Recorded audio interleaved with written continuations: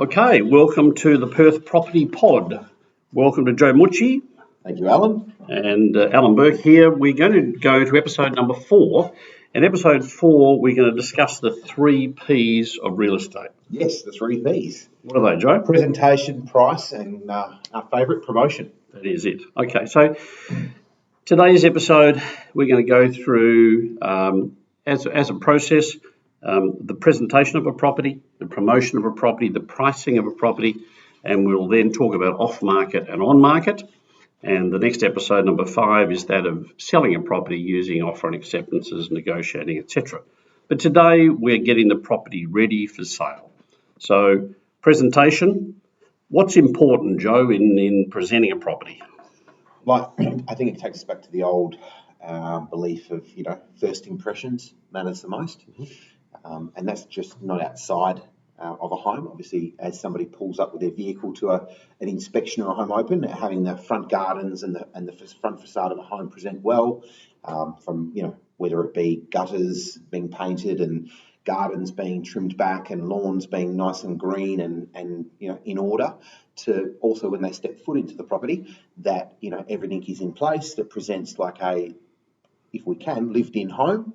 And they can foresee themselves or see themselves living in each room and moving around the home as they would with furniture in it. So, it just comes down to making a home feel like a home. And also a display home to a certain extent. We're trying to get it as good as a display home. The builders get it right. They don't offer empty homes. They've always got furniture in them, and they're presented to the max in order to sell their homes, and for our sellers, obviously enough, A, to see a sale, and B, to maximise the price. It's that emotional attachment that you want to create. You want to create that somebody comes through that home open or the private inspection, that they see themselves living in that home and their family living in that home and how they can, enjoy the space. So it's that emotional, grab that we're trying to work with. Yep. So presentation, we've got a booklet on our website called Open Home, on our bourkes.com.au website. In there's very good presentation tips, but it really comes back, as you say quite rightly, to the first impression. So what you've got to do as an owner is perhaps go to the very front of your property, down on the street, and look at the home as a buyer would if they pulled up at the home. Look at your gardens, look at your barge boards, look at your painting, look at your letterbox, all of the important things to say, is the home inviting enough for me to come into and come to a home open or to a private showing? Yeah, look, a classic one that actually come up recently a few times is getting your roof tiles cleaned, high pressure cleaned. So that's something that, I think is quite an easy fix. Obviously not for all to climb onto a roof and get the high pressure cleaner out, but... I lost 2 caches doing that in my old home. I just kept on rolling off the roof and smashing the bits below, but it's very important to do it. It is a very important step, Yep. So we've got the presentation. Try and keep it, certainly in winter, light and bright. It's dark outside. If you've got heavy floor coverings, window treatments, blinds or what else, try and get your curtains back from your windows, get as much light as you can.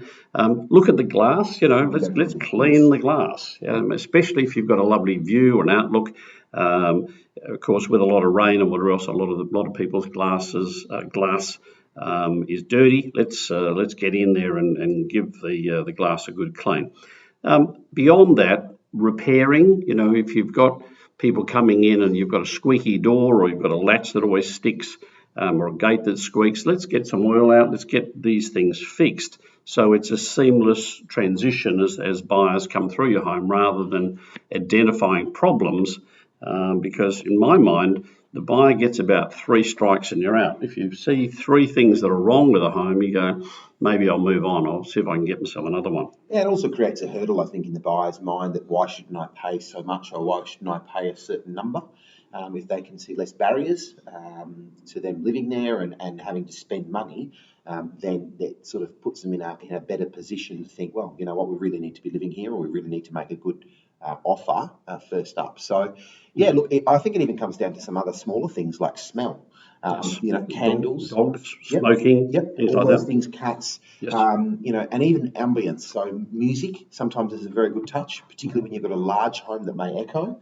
Having music on in a large family area that might have timber flooring or tile flooring is a good sort of touch for a home open, and it just gives people, again, it sets the emotions up and gets people attached. It is all the senses, the Absolutely. sight, smell, touch, etc. You're right. Absolutely. Let's move to styling. Yes.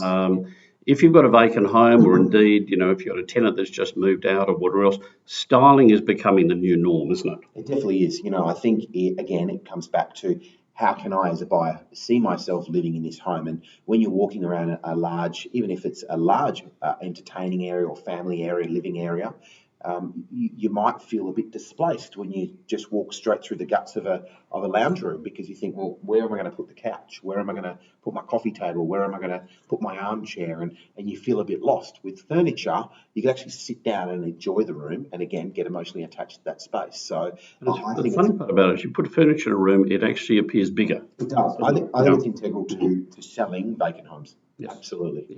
Yes.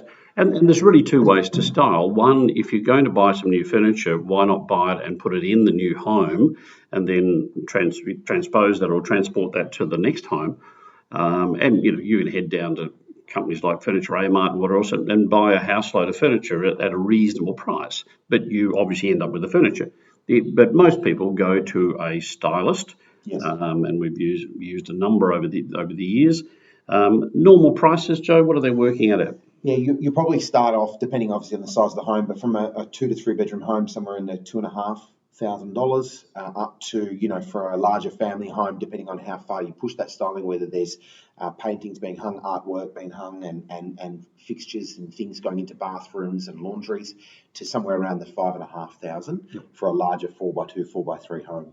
I highly recommend. We've got 2 fantastic suppliers that we use, and I think it does add that touch. And look, we're not all great in that space of styling. I'll admit I'm not. So having somebody that does this day in, day out, and has the eye for colours, tones, and again, a feeling of how this room will work best. That's their business. They do it well. They Zhuzh zhuzh it up with yes. with pillows and throws and whatever it be. And going back to those dollars and cents, you're right. There's $2,500 to $3,000 or so per month, isn't it? There's a tapering in relation to, once it's in, there's a lower cost. Yeah, generally we get 4 to 5 weeks for that cost, and then sometimes they'll throw in an extra week to keep you, engaged and feel like you're getting a deal. And obviously we have a good relationship with these sort of people, so that's probably where that comes from. But I think for a 4 to 6 week campaign, it's a reasonable amount of money. Okay. And it is becoming the new norm. And if you want to maximise your price, then come and have a chat to us about styling. Okay, so that was presentation. The next P is price. Price. I guess I'm old enough to remember the olden days where you used to nail your own sign in the ground. You used to put a price on it and cross your fingers. And the buyer would come in and try and negotiate below that price. It really has changed in the last 10 or so years, hasn't it? Where price is becoming indeterminate. It's becoming deliberately vague. And especially with low listing numbers and high demand, you can't be too definitive in relation to what the eventual sale price will be. So there's a lot more promotion without price. Yeah, no price marketing campaigns. Some with price guides and some without. Yes. Yep. So there's auction. There's number one idea that most people know about, where people bid on your front lawn, and the highest price above your reserve is the buyer, and they're done on a cash unconditional basis. And there's certainly times where auction is an appropriate method of sale, but it's probably only 5% of all sales at that. We're moving more to tender style of offerings, aren't they? And I think auctions have also taken a bit of a left or turn. In most recent years, there's a few other iterations of that where there's a digital version of auction, and there's open. That there's another option. Not that it's been hugely taken up in WA, but it's definitely around. And I think that there are some advantages, disadvantages to it. But I think the normal auction process is very relevant for some properties here in Western Australia, and I think it worked very well. There's also been some financed options in auctions that we've seen come up from time to time. Finance auctions, Auctions. I guess what we've done nowadays is grab the nucleus of what works with auctions, i.e. a concentrated marketing campaign over a 3-week term, and get an answer within that period of time. So our offering within Bourke's is called Best Offer Buy. We think that's a good explanation as to what happens. In other words, by 3 weeks' time, we've got to get the best offer, and the owner has the right to say, yes, okay, look, I'll wait until the end of the marketing campaign. Or if something's really strong and they want to go early, we simply text all the people that have been through saying we're going to take an offer. You've got 24 hours to take a deal. And in many occasions, we've got prices in excess of what our original quoted price was. Absolutely. So it's about creating competition and getting, as you said, a group of people interested in a property in a short time frame. And that's obviously market dependent too. We've got some properties now that we're seeing through a best offer buy campaign or no price strategy going under offer in a matter of days after one inspection because of where stock levels are at. So it's really based upon obviously supply demand, but how much competition we can create for that property, showing that there is interest in the home. And as we advertise at auction, we've been using if not sold prior to what you said, that the owner reserves the right to accept an offer at any point prior to that closing date or auction date, should they see that the deal is well above where their expectation was and a good price in the market.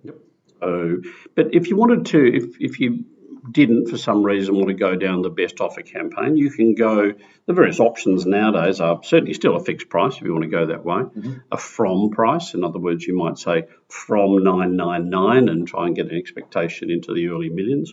You can do early, mids and lates, early 900s, mid 900s, late 900s. There's still the good old range that we don't see that's too true. much of, but 950 to a million sort of thing. Yes. Yep. Yeah. So there's just when you have a sit down with your salesperson from Bourke's, look at all these options. They'll come with a recommendation, but have a chat and work out what the best strategy is for you. Okay. So then to promotion. All right. Now you're going to put it on the market. How do we beat the drum? How do we let the marketplace know that the property is on the market for sale? So promotion, as I mentioned earlier, is probably one of the most important parts of the whole process of selling a home, and it's really also about strategy. So again, as price we've just discussed comes before we decide on what we're going to do from there, we need to decide on a campaign strategy using a price with your agent. And that is, for example, let's go with the best offer buy campaign. At the moment, we're doing those over a 2 to 3 weekend campaign. So then from there, once that's been decided on with price, you decide, okay, we're going to look at when we launch a property, how we prepare it for sale, all those other bits.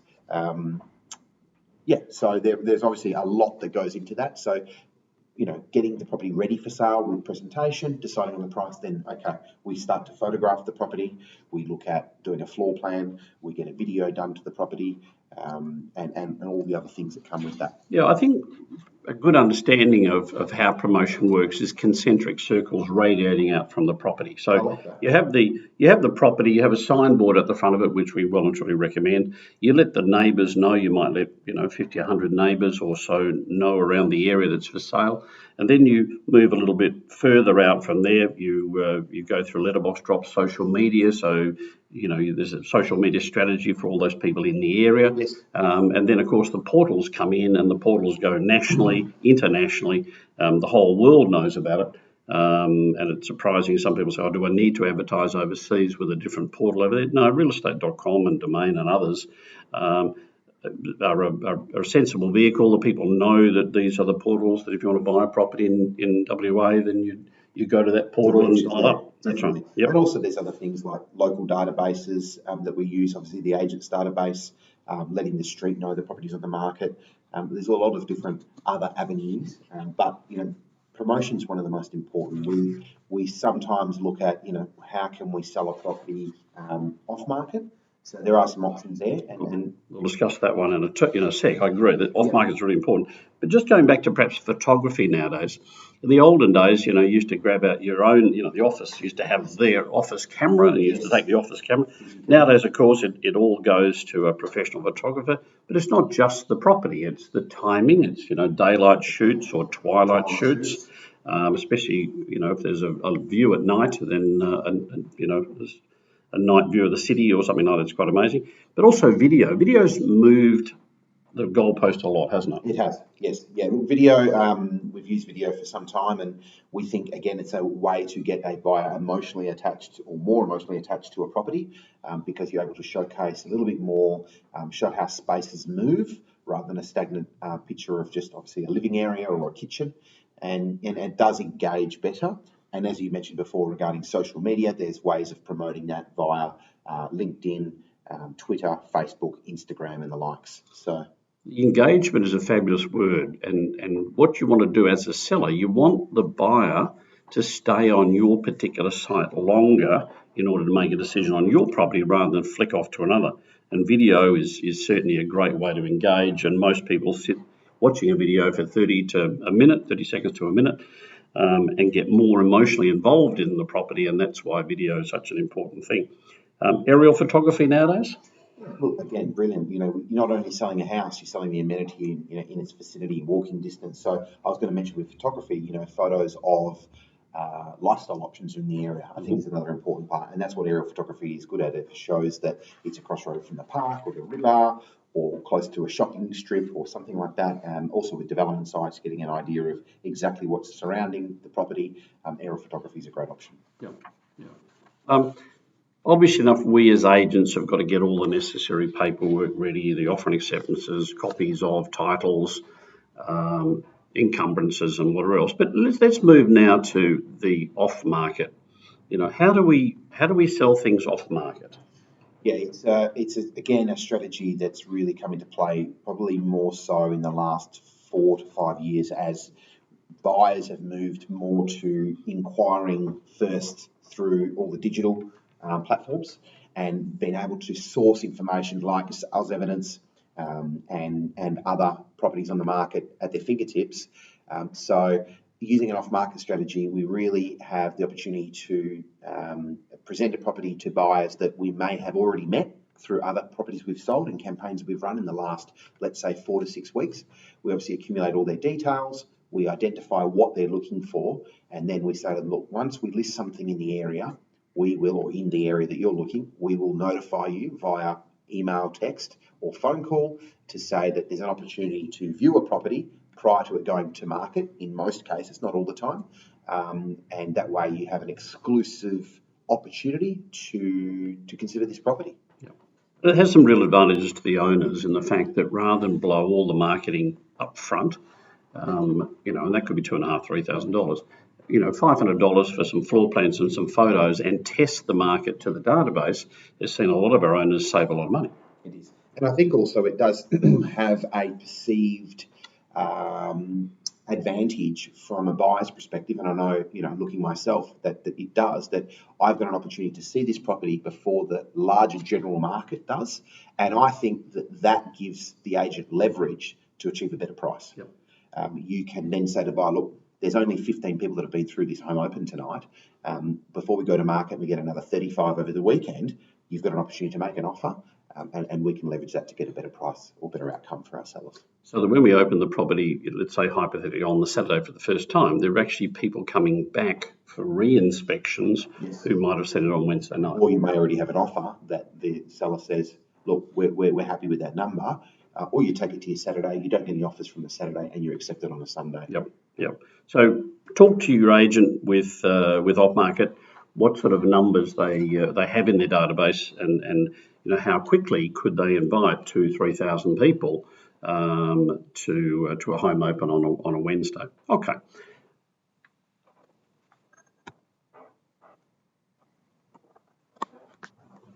Okay, so now we're talking on market, right? So let's say hypothetically we had an off-market campaign, we didn't get the number we were happy with, and we decided, right, let's go and beat the drum and go on market. So the signboard goes up, The web portal ads go up on realestate.com, reword domain, etc., and we do a home open.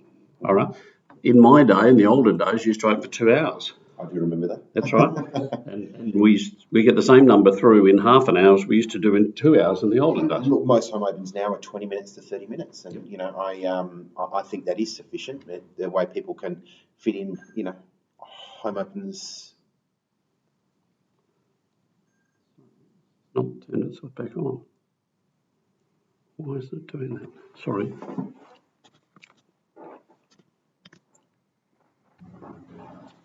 So back to the home opens and going on the market. You've got a home open nowadays for 30 minutes or somewhere thereabouts.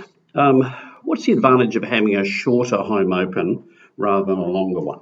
Well, you're condensing the group of buyers that are looking at the property, which again creates competition or perceived competition, that somebody who is interested in the property thinks, wow, there's a lot of people in this home walking around. And, you know, we get generally a better response or a quicker response from the buyers from that. And, you know, home opens are a essential part of what we do, showing the properties, obviously. We are now doing a lot of viewings also by FaceTime or WhatsApp video.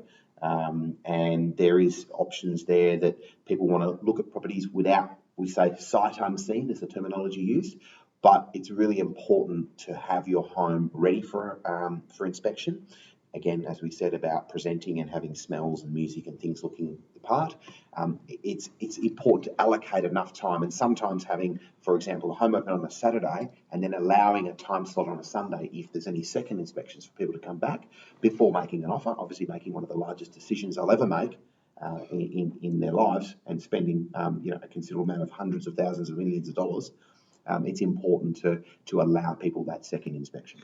I guess one of the things that most owners don't know is the numbers of people that normally come through a home. Yes. So even when I was selling my own home, I hadn't told my wife the numbers that we were expecting, and we got, I think, 7 through the first home open, and she thought I'd get 20. It does depend upon the property, but in today's world, what sort of numbers are we normally seeing through home opens? Well, at the moment, obviously being June 2023, I think our average number will be somewhere in the vicinity of probably around 10. But I've done one last week and I saw 23 groups through. But there are still some properties that are not performing. So if we look at averages, I guess it does depend, and you said it yourself, that it's the property within a marketplace and then what the general market's doing. So it's a bit unusual at the moment. We're unusually high with demand and very limited stock. So our numbers through home opens are great. You know, as you say, a dozen, sometimes up to 2 dozen. But the long-term trend, I would have thought probably about 7. Yes. Through a home open to start off with, and the second home open maybe 5, and it tends to dissipate over time. You know, the next weekend, the third weekend, you might see 3 or 4, and then the weekend after that 2.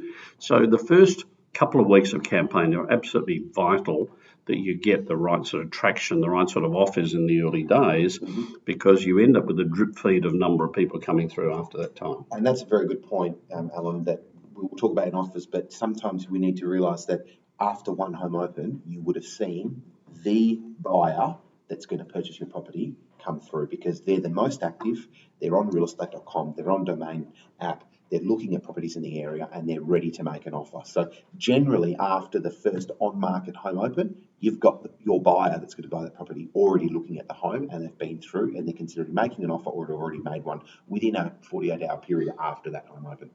Interesting, when we were doing auction campaigns, you know, a lot in the olden days, we needed 20 to 30 people through a home open in order to get a bidder.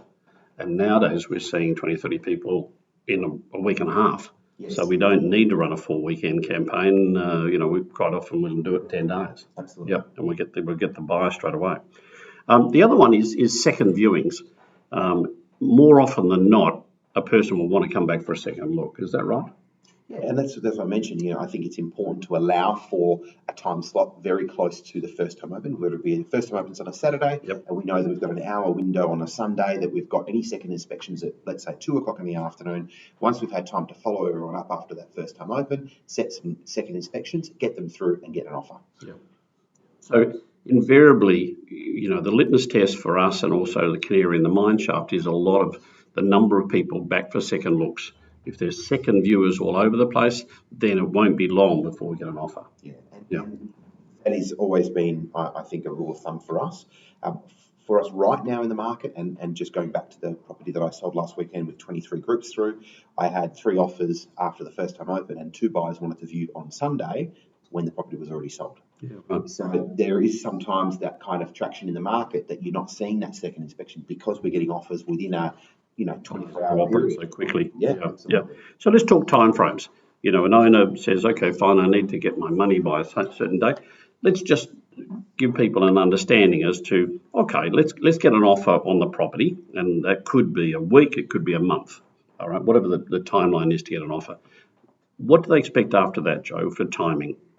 Again, it is dependent upon where the contract comes in at, and I guess we can touch on this on the next episode, but we're probably looking at somewhere of a 45-day to a 60-day time frame from when offer signed to when settlement would happen. Yep. If they need finance, the banks are taking every bit of 30 days to get finance, and then the settlement agents need another 30 days. So that's the normal time. But as you quite rightly say, if someone walks in with cash and says, I want the keys in 30 days, that's quite normal as well. Absolutely. Yep. Okay, so that was the 3 Ps of real estate. I hope you get a better understanding.